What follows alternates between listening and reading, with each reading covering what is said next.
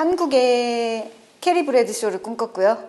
그 섹스 앤 더 시티에. 그 다음에는 한국의 오프라 윈프리를 꿈꿨어요. 그것도 아닌 것 같아요. 한국의 나에게 워커스하이란 내가 사라지는 것. 너무 멋있다.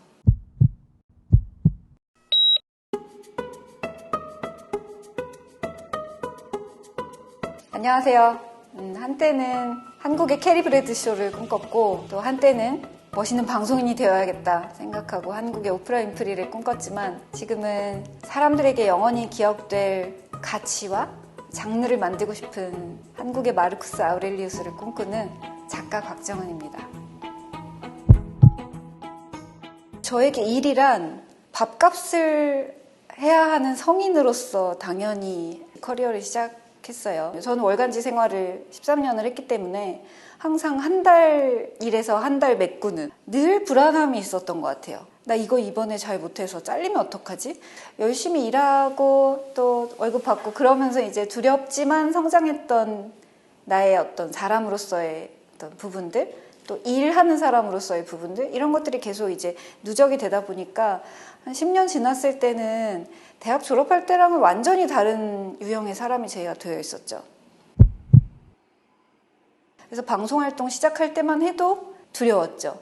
그러니까 내가 알고 있는 것보다 더 매력적으로 혹은 더 많이 아는 것처럼 얘기해야 되는 부분도 있었을 테고, 뭔가 연애 전문가 이런 조금 우스꽝스러운 타이틀을 세상이 저에게 주었는데 나도 그냥 내가 좋아하는 사람을 만나면 바보가 되고 다 아는 척 한다는 것이 직장인에서 갑자기 방송인이라는 큰 변화가 있었는데 추락하는 거 아닐까 뭐 이런 처지나 뭐 수입이나 자신만만해 보이는 느낌이나 이런 것들이 바뀌었을지라도 일하는 사람으로서의 저의 연료는 그때 여전히 두려움이었던 것 같아요.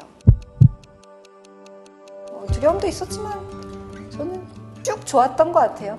그 전에도 이미 기자였고 작가였고 라디오 방송도 제 생각을 얘기한 것은 이미 저의 역사였어요. 그것의 파급력이 갑자기 달라진 거예요. 다음날 실검에 제가 정말 많이 올라오는 사실 기분이 좋았어요. 조용히 살아가는 것도 좋지만 이번 삶은 나 자신을 열심히 표현하고 그 표현이 누군가에게 아주 의미 있는 도움이 되도록 유명해지는 거 너무 힘들지 않아요? 라고 누가 물어보는 때가 그 이후로도 많았는데요. 후회도 없고 후퇴도 없다. 시간을 돌려도 나는 이 길을 선택할 거야 라고 10번이면 10번 다 그렇게 대답해요. 좀 급작스럽죠. 결과만 보면. 마지막으로 봤을 때가 연애 조언 하던 때였는데 지금 갑자기 명상 이러고 있으면 제가 명상을 처음 배울 때는 이미 8년 전이었고 제 마음이 너무 힘들어서 명상을 누군가에게 추천받고 처음 인도도 가보고 마음에 대한 공부를 처음 해보고 나서 마음에 이렇게 빛이 갑자기 확 켜지는 그런 느낌이었어요. 공부해야겠다라는 생각이 들었어요. 돌아오자마자 바로 석사과정으로 상담심리학 공부. 이미 어떤 정점을 찍었다고 생각했어요. 방송할 때는 나는 기자 출신에 작가 출신에 이제 뭐 강연으로 전국을 야 여기까지 했으면 이제 나는 언제 은퇴하지? 막 이런 생각들을 하고 있었는데 그거는 하나의 그냥 조각상이었고요.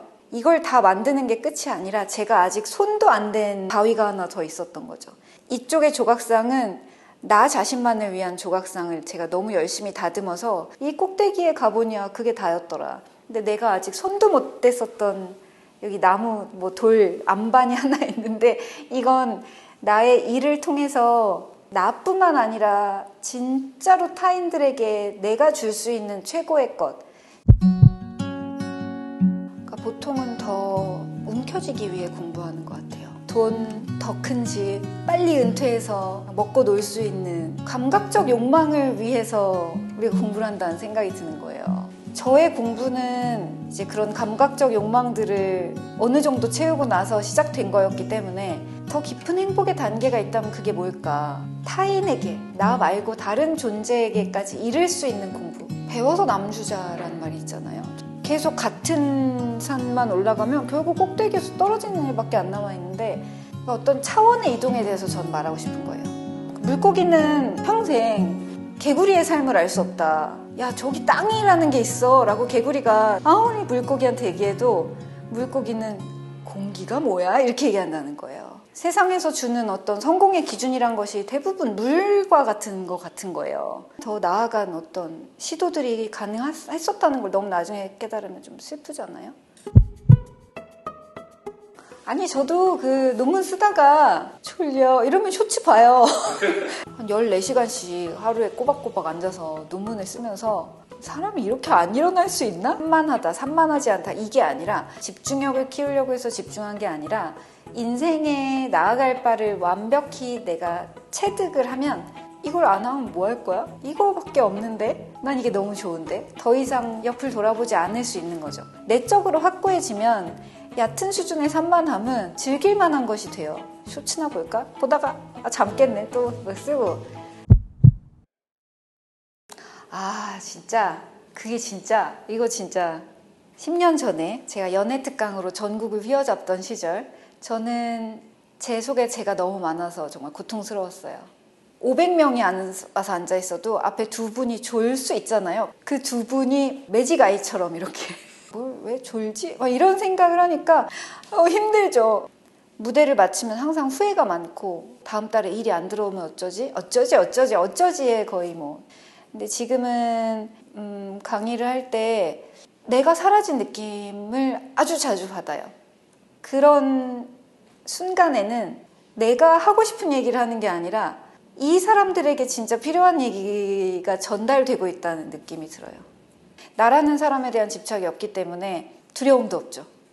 제가 요즘 읽는 책이 마르쿠스 아우렐리우스의 명상록을 다시 읽고 있는데 죽음에 대한 사색이 너무 많이 나와요. 내가 사실 없던 존재였다라는 것을 생각하면 어떤 모드로 일을 해야 되는 게 맞는지에 대해서도 좀 힌트가 있지 않나요? 어차피 없었고 없어질 존재인데 일할 때는 내가 있어야 돼? 좀 이상하잖아요. 일할 때도 내가 사라지는 그 순간순간이 경험될 때 저는 그게 워커사이 굉장히 황홀한 상태인 것 같아요. 나에게 워커사이란 제가 사라지는 것입니다.